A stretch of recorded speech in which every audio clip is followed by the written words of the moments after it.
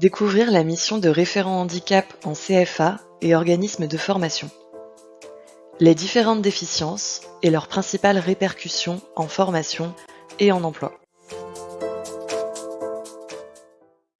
Pour bien accueillir et accompagner une personne en situation de handicap, il importe de comprendre ses besoins par rapport au cadre dans lequel elle évolue. Quand il y a une inadéquation entre les incidences du handicap et l'environnement, on emploie le terme de répercussion. Dans cette vidéo, vous découvrirez les principales répercussions des différentes situations de handicap en formation et en emploi, ainsi que des repères et des ressources pour vous aider à mettre en place des solutions de compensation et à mobiliser des expertises si nécessaire. Les déficiences sont organisées par grandes familles. Il faut noter qu'à l'intérieur d'une même famille, il peut y avoir des variations de situations et de besoins. Le handicap visuel, par exemple myopie, presbytie, daltonisme. La personne peut avoir une incapacité ou une capacité réduite à voir, lire et écrire, se déplacer. Le handicap auditif, par exemple acouphène, surdité légère, surdité profonde. La personne peut avoir une incapacité ou une capacité réduite à entendre, parler et maîtriser le langage, nouer des relations avec l'environnement.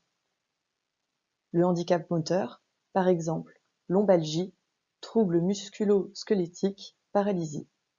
La personne peut avoir une incapacité ou une capacité réduite à se déplacer, à conserver ou à changer de position, à prendre et manipuler un objet, à coordonner certains gestes et parfois à oraliser. Les maladies invalidantes, par exemple hypertension, diabète, cancer, épilepsie. La personne peut avoir une incapacité ou une capacité réduite à se déplacer, à supporter l'effort physique, à soutenir un effort continu sans ralentissement majeur. On parle de fatigabilité. Le handicap psychique, par exemple névrose, phobie, addiction, dépression. Ces troubles se caractérisent par un déficit relationnel ou des difficultés de concentration. Ils n'affectent pas la capacité intellectuelle de la personne. Les troubles cognitifs, par exemple autisme, dyslexie, dyspraxie. La personne peut avoir une incapacité ou une capacité réduite à organiser son travail, écrire ou lire, mémoriser, retenir des consignes. Le handicap mental, par exemple trisomie 21.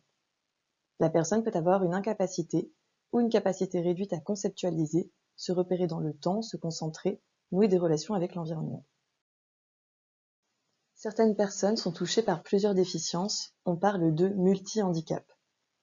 Il est important pour le référent handicap de toujours revenir à la notion de répercussion.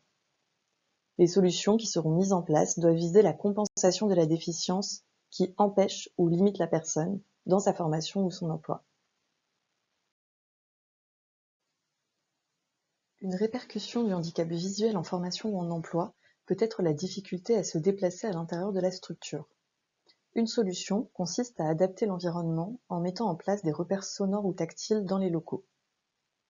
Une répercussion du handicap auditif en formation ou en emploi peut être la difficulté à entendre des messages oraux et des consignes et à engager une relation avec autrui. Une solution consiste à sensibiliser formateurs et collectifs afin qu'ils facilitent la lecture labiale en tournant leur visage vers la personne concernée.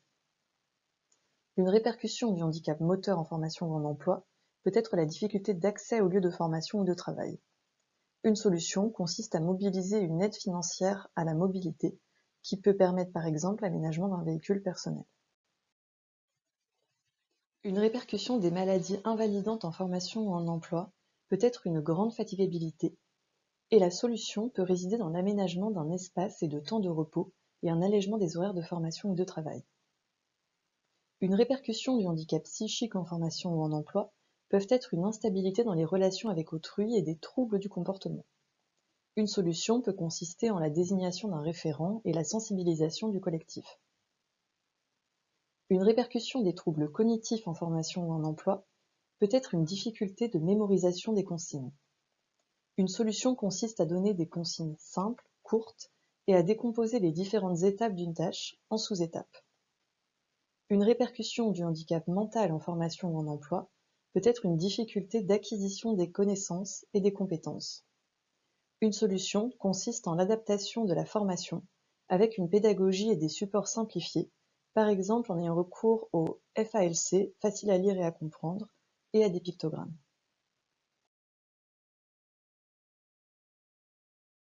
De multiples solutions existent pour compenser le handicap ou rendre une organisation plus accessible. C'est pourquoi il est important de comprendre les répercussions par rapport à une situation, mais aussi d'échanger avec la personne ou sa famille, ainsi que l'ensemble des acteurs qui accompagnent la personne. Par exemple, son référent de parcours Pôle emploi, Cap emploi ou mission locale, des associations spécialisées, la GFIP, afin de choisir des solutions les plus adaptées. Dans certains cas, les personnes en situation de handicap peuvent suivre un parcours de formation et d'emploi sans avoir recours à aucune compensation.